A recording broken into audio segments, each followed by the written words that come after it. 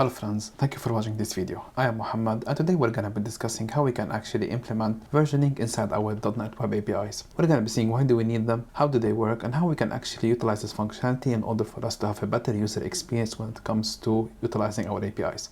So let's get started. So we're going to be taking the example of having a front end and a back end communicating with each other, and we're going to be seeing the compatibility issues that we might face whenever we're updating a new code, and from there we're going to be seeing how we can actually fix it. So let's say here I have my Angular application or any front end application, so I'm just going to call it front end application. And this front end application, it can be built in Angular, it can be built in React, it can be built in Vue, anything possible. So within any of those languages, we can build this front-end application. And we're going to have also an API, which is going to be here. So this API here is going to be basically what enabled this application or front-end application to be dynamic. So a request will go from the front-end application to the API. The API will take this request and then it will send it back. So it could be, for example, create user. So we're going to have create user, and then basically we're going to get back a okay, or a 200 response, or 201 that the user has been created with a new object. Or for example, if we need to have a get request, so get user, so we can make it just user with the ID, and for a response we'll get a JSON with the data. So this is a normal interaction between the front-end application and the back-end application. So the language of the back-end application is going to be .NET, and this is what we're going to be focusing on today. So whenever an application has to send something, the API will receive this request, and then it will send back the response based on that request. So we can see here that these applications are basically working together simultaneously in order for so our user here is actually able to interact with the front end. So our user is able to interact with the front end and actually have a good user experience. So what happened right now here is a normal flow of applications. So we can say that this two interaction is working fine. So in order for us to make it easy, we're going to say this is running on version 1 and this is running on version 1. Perfect. So what happened right now, if for any reason this API needs to be updated, so there's a new request coming in, and for this new request, so every time you create a user, we need to provide an additional field, and this additional field, it could be, for example, the driver license for a user. So let's say here this post request, it used to contain the first name, last name, and date of birth. Now this is within version 1, but within version 2, so I'm just going to take this. So this is within version 1, but now within version 2 it changed, and within version 2 we need to basically have first name, last name, date of birth, as well as the driver. So if we actually push this request and now our API will make it as version 2, this application will break because our front end is currently right now running on version 1. Our API is running on version 2, and whenever we're trying to do any try of post to create a user, it's gonna fail here.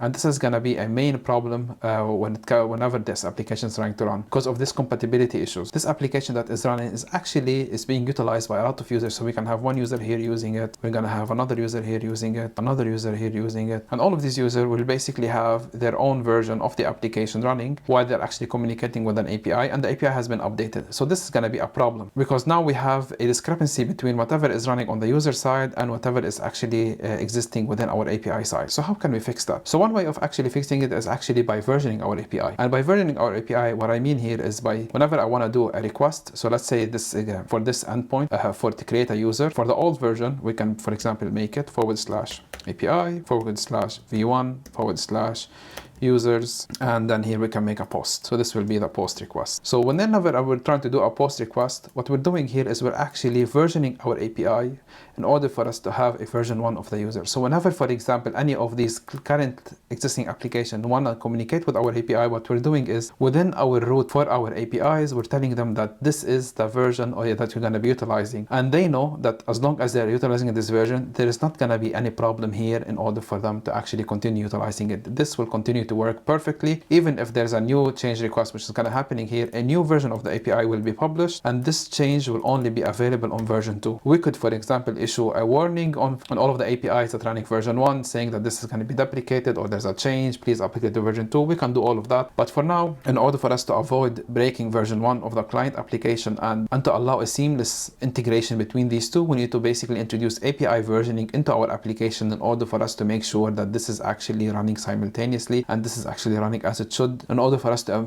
prevent these problems. So this is where API versioning come into place in order for us to prevent any problems within the user side. So now that we have understood this, and basically right now, let's say I wanted to introduce a new change. So this could be, for example, a version 3, and within version 3 we're gonna have a new change. So for example, we're gonna be removing the we're gonna be adding let's say a picture, and now version 3 will exist, and now whenever we want to create, we're gonna be getting a new version, and this could be version 3, and then basically again version 1, version 2 will not break, version 3 will be the main one, but then we notify the version 1 and version 2 that they need to upgrade, etc, etc. So we can see here that we can actually how we are actually keeping our current implementations valid into place, and basically we're not breaking the user experience, but also we are actually introducing new features in order for us to make our APIs much more compelling and much more up to date. So now that we have understood this flow, how can we actually achieve this within our .NET API? So let me go to Rider, and within Rider here I have the application that we have already built before, which is a simple Formula 1 application which has two controllers, one for drivers, one for achievements. And if we run this,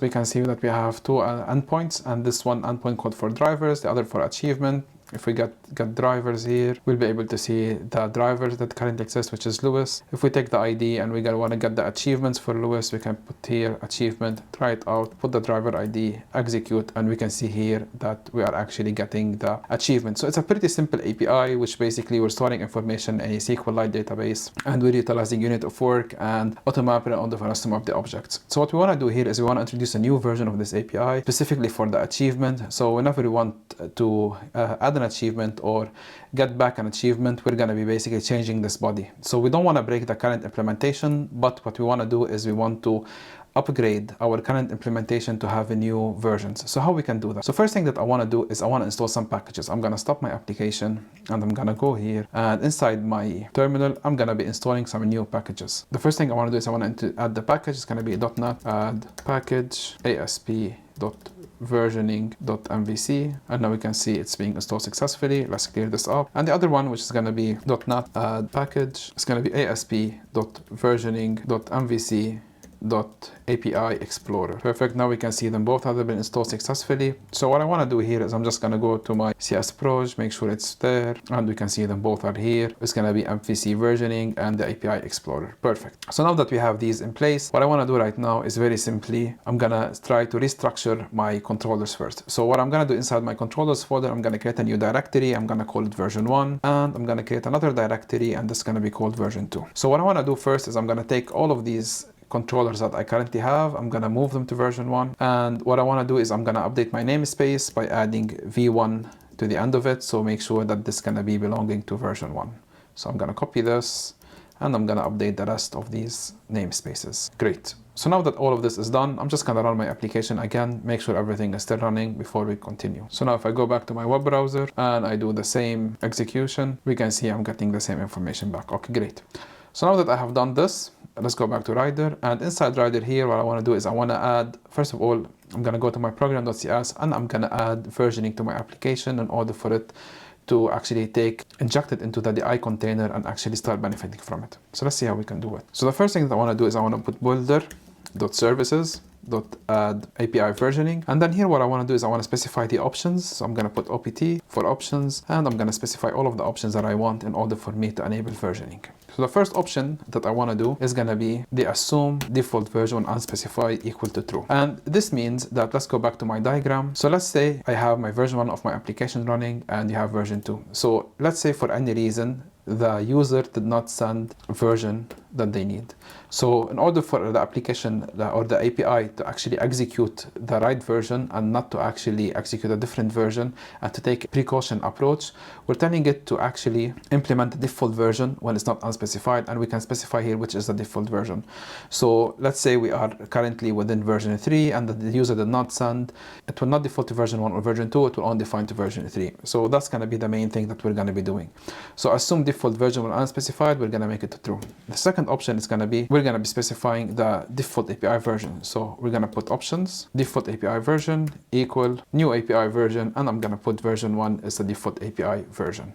And this is going to be the main thing here. I'm going to specify that version 1 is going to be the main version. I can even specify the minor one. So it could be, for example, 0. So we can see here it's going to be, the major version is going to be 1, the minor version is 0. If, for example, I did a minor change, it could be version 1.1. But for now, all I'm going to be doing is it's going to be version 1.0. Or if I don't want to specify it manually, what I can do is I can even put API version.default. So now that we have defined the first two, the second option that we want to define is options.report API versions. And this we're going to make it equal to true. So this will basically allow, whenever we're trying to do any types of call to the API will return in the header the list of the different version that's currently supporting. And this will allow the user to understand the different version and the different compatibility that they might need to do in order for them to actually work with the API. And the fourth option that we want to enable is the API version reader. And this is going to be a very interesting one. So here what I'm going to say is API version reader dot combine. And what I want to specify here, the different ways we can actually send a version of our API. So the first one is going to be by query string. So I can put a new query string version API reader. And I can say here that inside the query string, I need to put API-version in order for me to specify the API version. So in our example here, what we have done is we have specified it directly in the root of the URL, but that's not the only way. If, for example, I can keep the same structure of my API, so it could be something like this. So it could be /API/users. And inside the header, for example, I can put the API version, and we can say equal to 1 in this example. Or if I want to update it, I can put equal to 2 or to 3, whatever I want. So that could be one option. Another option is by actually utilizing the query string. So within a query string, what I can do is I can append this as a query string to my URL. So it will be something like this. So whenever someone wants to call my API, it will be, let's put this for the headers and this one for the user, for the query strings, and for query string, it will be something like this. API-version equal to, and in that way, whenever someone specified whatever version they want, they will be able to redirect through it rather than try to change the main URL route that we currently have. And the third option, which is going to be through media queries rather than a query string, which is also pretty straightforward for us to define, and it will not interfere with the routing of the endpoints. For me, I prefer to have it in the first option, which is going to be something like inside the URI, which is going to be something like this, because this way we are clearly distinguishing between the different API versions that we currently have. We are clearly, visibly telling the user or informing the users which version are they using, and it will remove a lot of the problems that we might face when it comes to handling different versioning, when it comes to header management, etc. The only downside to this is we're going to have to manage a lot of different routing mechanisms, the different version of the controllers. So there is a lot of ways where we can actually avoid this, a lot of ways where we can work around this complexities that's going to be introducing. But again, and I feel it's going to be the best way in order for us to implement versioning. Again, it's an opinion option, and everyone have the different opinion on this. So inside here, program.cs, what we're going to have here, we're having our API version reader, and basically what I'm specifying here is how the API version will be able to set. So I said it here, it could be set via query string. Another option, I can put a new header version reader, and this could be another through the header. I can specify API-version, and it might work as well. Another way to do that is through URL segment API version reader, and this will basically allow to specify the version through the URL. And lastly, we're going to have through media types. I'm not going to be going through media type, but basically it's the same thing. We can actually specify it there. So this is the different ways where we can actually specify the different way we're going to be reading our API version and actually our application to understand it. So once we have done this, the next step that we need to do, I want to add my API Explorer. So let's add it here. I'm going to put add API Explorer. Again, I have different options that I can provide, and the first option that I want to add is going to be the group format name, and this way will allow us to actually view the different formatting that we need for our options or for our versions, which is going to be something as follows. So it could be a small v or it could be a capital V, and the other item which we need is options dot substitute API version and URL. I'm gonna say equal to true. So in case I specify a lowercase v rather than a bigger case v, it will automatically do the substitution for me. Okay, perfect. So now that I have this in place and now I have my API versioning ready, if I try to run this now, if I go to my web browser, let me refresh, and I'm gonna go to my, let's say, drivers, get drivers. We can see here that I'm getting API version automatically started to populate for me. So we can see here through query and through the header. So if I put, for example, version 1, or put 1, execute, we can see here I was able to get the drivers based on version 1 of my application. And remember, I did not change anything inside my controllers. All I did is just move them around. I did not specify a new route. I did not do anything. All I did here is just basically inform that it's going to be version 1. So if I specify version 2 and try to execute, we can see that there is no version 2 right now. It defaulted to version 1. My current implementation has been allocated version 1, and from there it was able to be allocated. So if I go back and put version 1, we can see it will work. And as well, we can see back the supported version is currently only version 1. And this is basically what the API Explorer is giving us, is telling us what is the supported version of our API. Okay, great. So now that we have seen that everything is still working, let's stop this. Now what I want to do is I want to introduce a new version of my API. I'm going to introduce very minor changes. So let's see how that will happen. So the first thing, I'm just going to copy paste my base controller to the new one. Yes, add it. And instead of version 2, version 1, I'm going to make it version 2. I'm going to keep everything the same here. I'm going to be moving that out to the other controllers, but not yet. I'm going to take the achievements and the drivers controllers. I'm going to be moving them also here. And I'm going to be updating the namespace to reflect that they are in the new folder rather than the old folder. So now basically I have two versions of my endpoints, one inside version 1, the other one inside version 2, but this is not enough. Right now if I try to run this, it's going to create problems, it's not going to work. So what do I need to do here in order for me to do these changes? So first thing that I want to do is inside my base controller, I'm going to be removing this route. And I'm going to go to my driver achievements controller, and I'm going to be adding some attributes here in order for me to make this work. So first thing that I want to do here, I'm going to specify that this is going to be API version 2. And then what I want to do is I want to specify the route that I want to utilize. So if we go back here, let's just take this route, because I need to update my route. And my route is going to be something like this. So first of all, after API, I'm going to add a new /. I'm going to put v for version, and then I'm going to put these curly braces. I'm going to here specify that this is going to be my version, and then I'm going to specify what is the version. I'm going to put API version. And by doing this is basically I'm changing the route to my endpoint. Instead of directly being API or something like this, API /users, I'm introducing the /v1 /user in order for me to actually utilize it.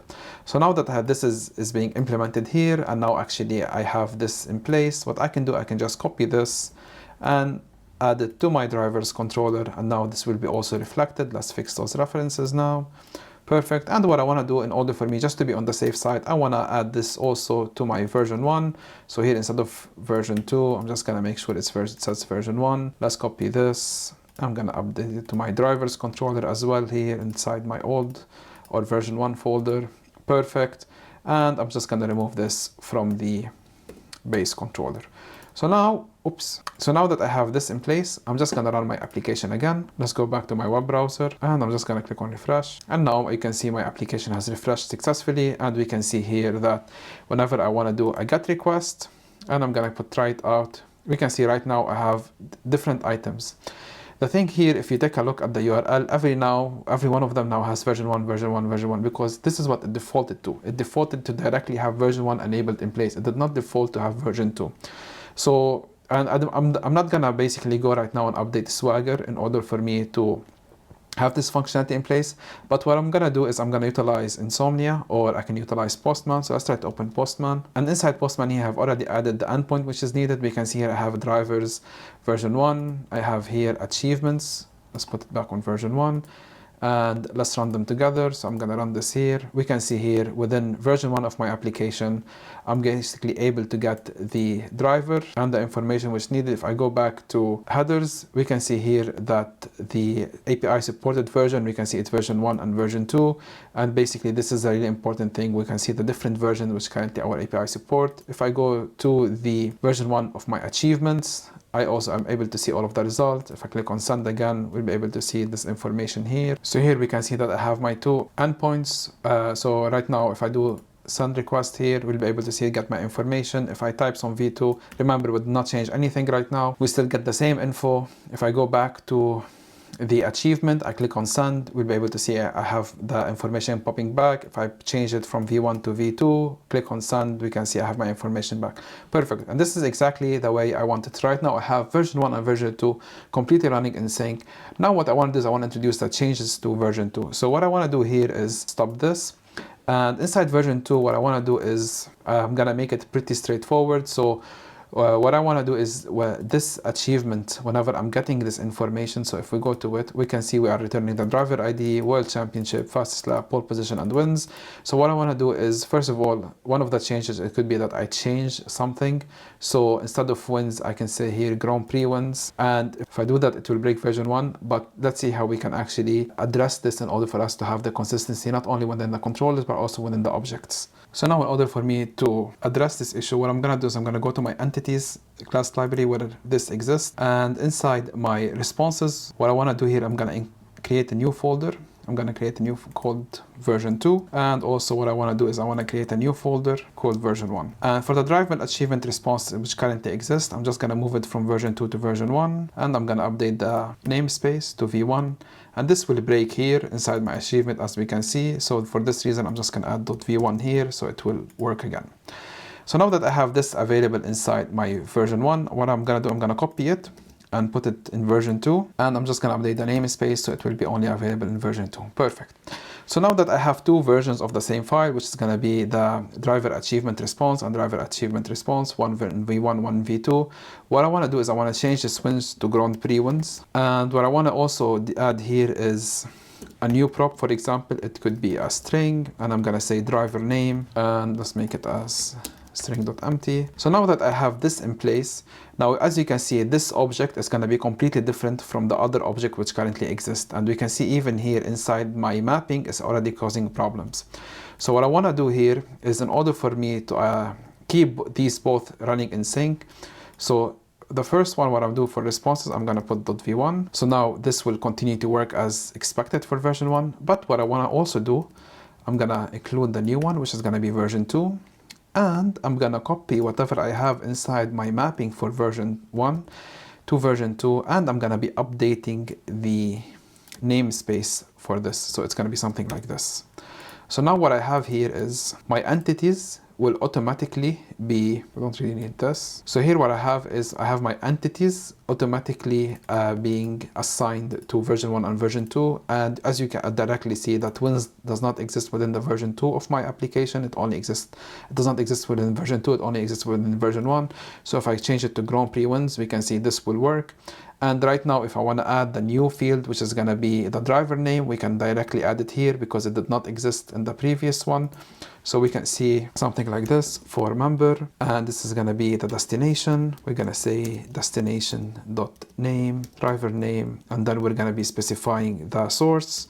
We're going to specify the options first, and then we're going to specify options.map from, and then from here I can just say I want to do some string interpolation. Let's just make this a bit higher so it will be visible. I want to use string interpolation. I can say src, what basically is going to be x.driver.firstname, and then I'm going to put x.driver.last name. And then here I'm just going to suppress this check. And now basically inside my mapping, I'm mapping directly to version 1, I'm mapping directly to version 2. This is not the best approach to do it, but just so we can save a bit of time on this video, so already running a bit long, we're implementing it like this. And the last thing that I want to add, actually before the last thing, I want to update my controller and I want to update my DB query.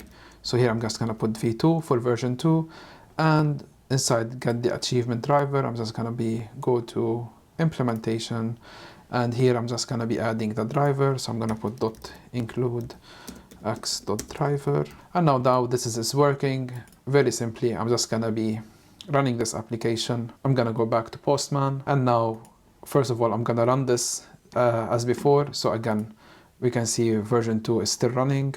If I go back to version 1, it's also still running. If I go here to the version 2 of my application, actually let's start with version 1. If I go to version 1, we can see it's still the same. But now, if I go to version 2, what I have here is completely different. I have my Grand Prix instead of Grand Prix wins instead of wins, and now I also have my driver name available for me to be utilized.